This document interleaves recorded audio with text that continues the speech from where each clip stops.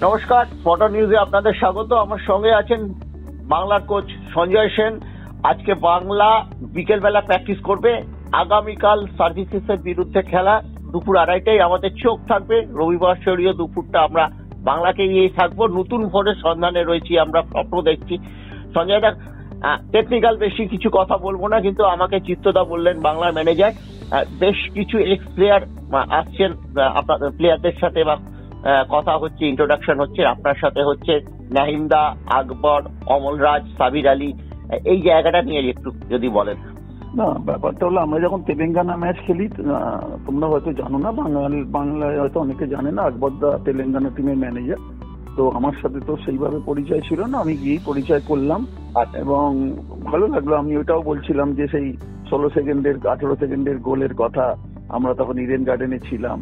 ওটা একটা মেমারিজ। যাই হোক, তারপরে তো ওখানে তো সবাই জানে যে মানে ওই সাবির দা এবং অমলরাজ, ওরা দুজনেই তো Telangana football association as well as AIFF এর টেকনিক্যাল কমিটিতে ওরা আছেন।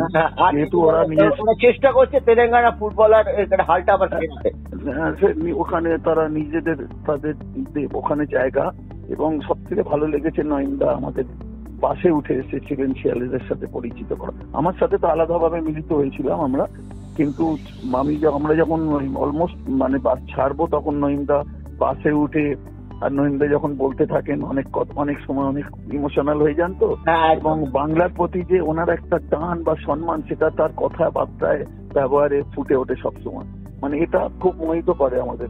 অনেকেই তো বাংলায় খেলে গেছেন, অনেকে হয়তো মনে রাখেন কিনা জানি না, কিন্তু নয়নদার একটা আলাদা আছে নিশ্চয়ই। এবং ছেলেরা তো হয়তো নয়নদার খেলাই দেখেনি, কেউই দেখেনি, নাম শুনেছে, কেউ নাম শুনেছে। তো এটা একটা বড় ব্যাপার যে উনি বাক্সে উঠে ছেলেদের সাথে কথা বললেন। এটা আমাদের ভালো লেগেছে, সবাইরই ভালো লেগেছে। এই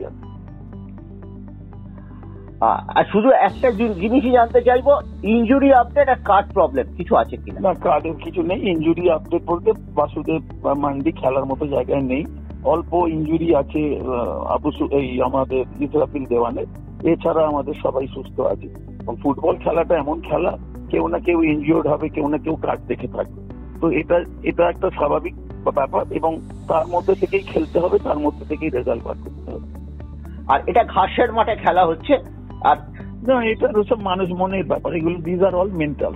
ঘাসের মাঠ কি পাথর কি চাতাল আমাদের মাথায় নেই। আমরা জানি একটা ফুটবল খেলা, এবং আমাদের প্রতিপক্ষ সার্ভিসেস, যারা কিনা টুর্নামেন্টের সব থেকে শক্তিশালী দল, তারা গত বছরের চ্যাম্পিয়ন এবং খুব ভালো তারা দল।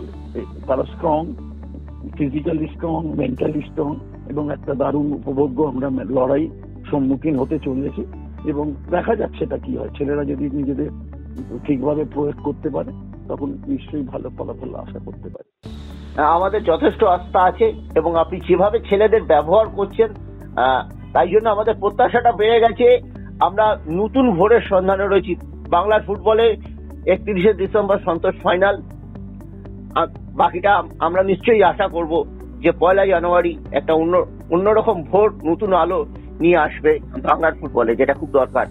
অনেক ধন্যবাদ সঞ্জয় দা।